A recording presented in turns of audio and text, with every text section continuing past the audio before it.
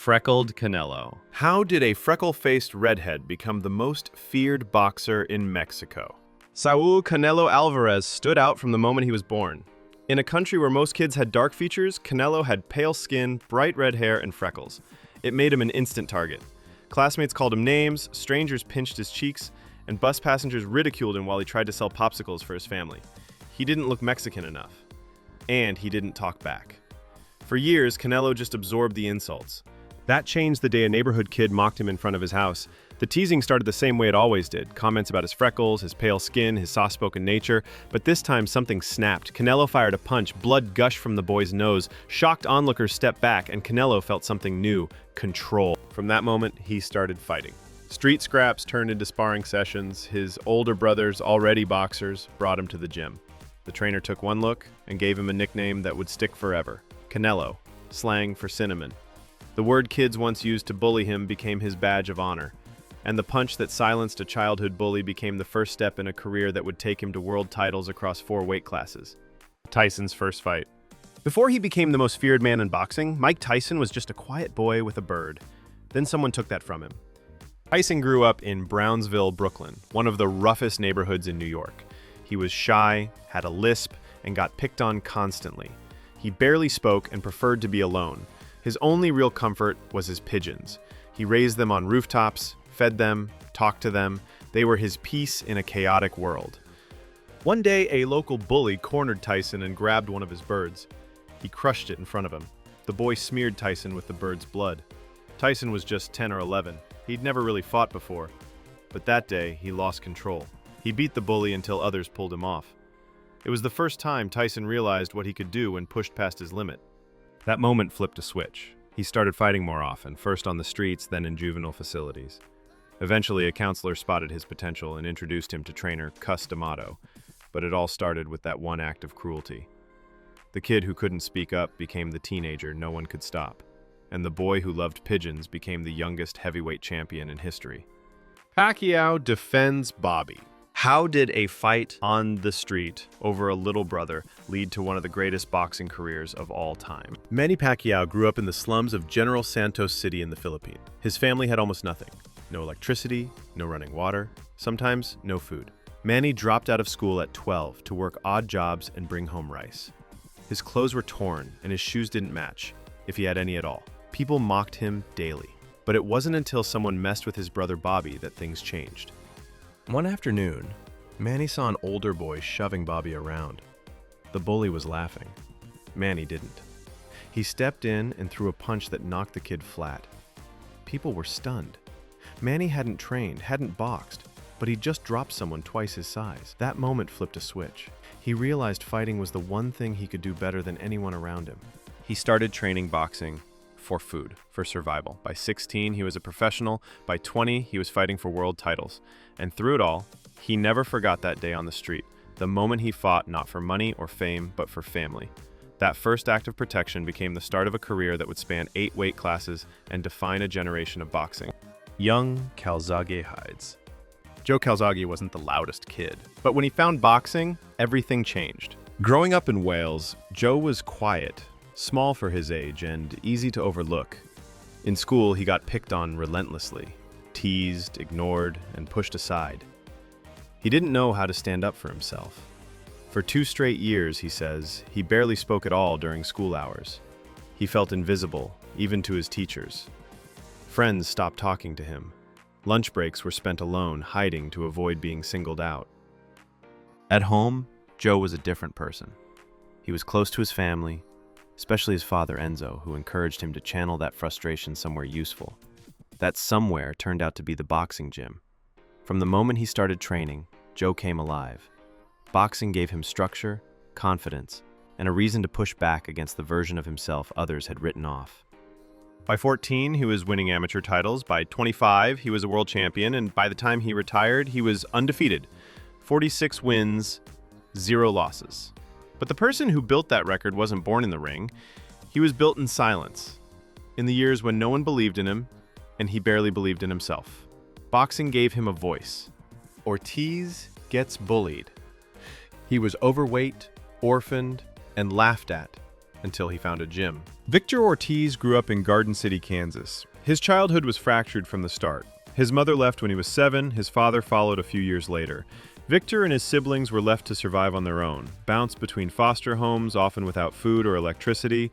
At school, he was an easy target. He was chubby, quiet, and poor. Classmates made fun of his size, his clothes, and the fact that he didn't have parents. The teasing stuck with him. He didn't have confidence, didn't know how to push back. One day, fed up with being picked on, Victor walked into a local boxing gym. He was 13. He couldn't throw a proper punch, but he kept coming back, day after day. One of the trainers, Ron Lyle, a former heavyweight contender, saw something in him. So did Robert Garcia, who would later become his coach. They gave him structure, goals, and for the first time in his life, belief.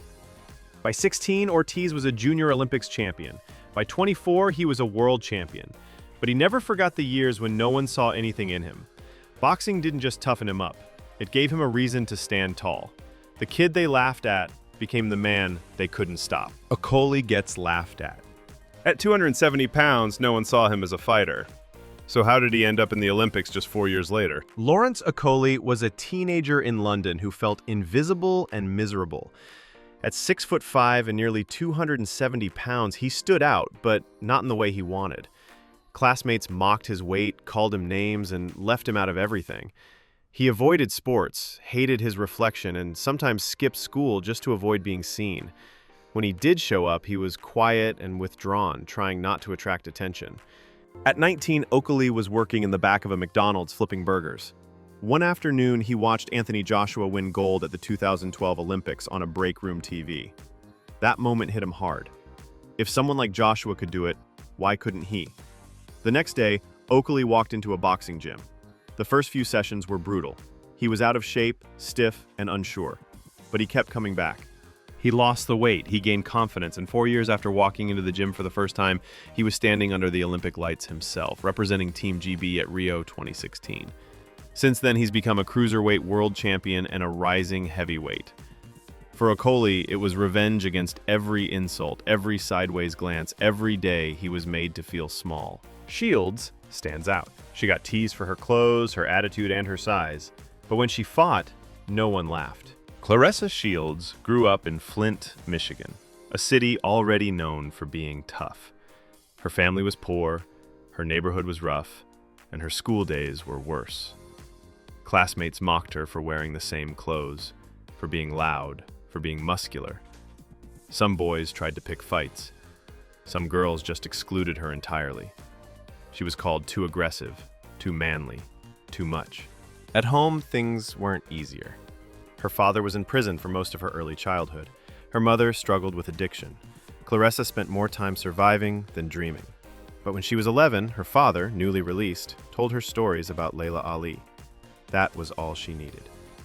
She found a local boxing gym and begged to be let in. She was the only girl. She didn't care. She trained harder than everyone else. The confidence the world tried to strip away came flooding back with every round. Within months, she was dominating boys in sparring. At 17, she won Olympic gold. Then she did it again at 21. The insults never really stopped. But Shields didn't need anyone's approval. Boxing didn't just give her a future, it gave her armor. The same traits that got her bullied ended up making her unstoppable. Khan stays focused. Before Amir Khan won Olympic silver, he had to learn how to stay calm while everyone tried to provoke him. Growing up in Bolton, England, Amir Khan often felt like he had something to prove. As a British Pakistani kid in a predominantly white school, he stood out. Some classmates made offhand remarks, others tried to provoke him, whether for his name, his background, or simply because he was quiet. He didn't lash out, he just stayed focused. That focus took him to a boxing gym at age 8. His father brought him there to give him structure and self-discipline. Amir took to it immediately. He liked the rhythm, the challenge, the way the ring made things simple. When people questioned him outside of it, he trained harder inside it. By 11, he was winning national youth tournaments. By 17, he was wearing the Union Jack at the Olympics. Despite being the youngest member of Team GB, he brought home a silver medal. He didn't win it by being loud or flashy, he won it by staying composed under pressure. For Khan, boxing wasn't about making a statement. It was about controlling the moment. Every time someone underestimated him, he didn't argue. He slipped a punch, landed a clean counter, and moved on. Joshua gets tested. Anthony Joshua didn't go looking for trouble, but it kept finding him anyway. He He was raised in Watford, England. Tall, athletic, and quiet, Joshua didn't say much in school. That silence made him a target. Some kids assumed he was soft. Others just wanted to provoke a reaction. He wasn't interested in drama, but that didn't stop people from trying to start it. He got into more than a few fights. Not because he picked them, but because he didn't walk away fast enough. Teachers saw his potential. So did his cousins, who eventually took him to Finchley Boxing Club. He was 18, older than most newcomers, raw, and still learning how to stay out of trouble. But the gym gave him a new kind of structure. It taught him how to stay calm when someone pushed him, how to respond with discipline instead of anger. The ring taught him how to wait, how to time, how to win. He rose quickly. Within a few years, he was winning the ABA championship. Then came Olympic gold in 2012, then came the world titles. The same kid who used to get tested in the schoolyard was now carrying the flag for British boxing. Joshua never needed to prove anything with words. He learned early on. Zab starts fighting. Before he was a world champion, Zab Judah was a quiet kid who just wanted the bullying to stop. He grew up in Brooklyn, one of 7 kids in a fighting family. His father, Yoel Judah, was a former kickboxing champion, but Zab wasn't born tough. In school, he got picked on constantly, shoved, teased, and singled out. He didn't like to fight, he just wanted to fit in. But the bullies didn't care. Every day felt like a test he couldn't pass. Eventually, his father had enough. He brought Zab into the gym. At first, Zab wasn't sure he belonged. But after a few sessions, something clicked. He wasn't scared anymore. He was fast, fluid, and sharp. And once he realized he could defend himself, really defend himself, everything changed. The bullies noticed too. The teasing stopped. So did the pushing. Zab didn't need to throw a punch at school. People just knew. His confidence grew. He kept training. By 16, he was a national amateur standout. By 18, he turned pro, and before long, he was fighting on HBO, winning world titles in multiple weight classes. Judah didn't become a fighter to prove he was special. He did it to feel safe. And in doing that, he became someone no one could push around again. Fury gets mocked. Before he beat giants in the ring, Tyson Fury had to survive schoolyards full of jokes and doubt. As a kid in Manchester, Fury stood out, and not just because of his name. He was big, awkward, and struggled in school. Teachers saw him as a distraction. Classmates made fun of his size, his hyperactivity, and the way he talked. Fury has said he was laughed at for being the fat kid, and he often felt like he didn't belong. He was later diagnosed with ADHD, but as a child, he just felt out of place. His father, John Fury, was a former boxer and proud of the family's fighting roots. When Tyson was born, 3 months premature, doctors said he might not survive. John named him Tyson after Mike Tyson, hoping to will strength into him. By age 10, Tyson was already taller than most adults, but size didn't make things easier. It just gave bullies more to target. He started boxing seriously in his teens. The gym gave him clarity and purpose. In the ring, no one cared how he talked, what he weighed, or how he moved, only whether he could fight, and he could. Years later, Fury would become the lineal heavyweight champion of the world. But the resilience he's known for, that came long before the titles, back when all he had was potential, and a lot of people laughing. Hopkins gets jumped. Before he became a world champion, Bernard Hopkins was just a kid getting jumped on his way to school. He grew up in North Philadelphia, in a neighborhood where getting picked on could turn into something worse. Hopkins was skinny, quiet, and often by himself. Older kids targeted him daily, stealing his lunch, roughing him up, or just humiliating him in front of others. He tried to avoid conflict, but there was nowhere to hide. By his early teens, Hopkins had had enough. He started fighting back. Not just at school, but in the streets. He got a reputation. By 13, he was running with local crews. By 17, he was in prison, serving over 4 years for armed robbery. Inside, he found boxing. The prison gym gave him structure. The ring gave him clarity. And the violence that once swallowed him became something he could finally control. When he got out, most people expected him to fall back into the same life. He didn't. Hopkins trained relentlessly, turned pro, and slowly climbed the ranks.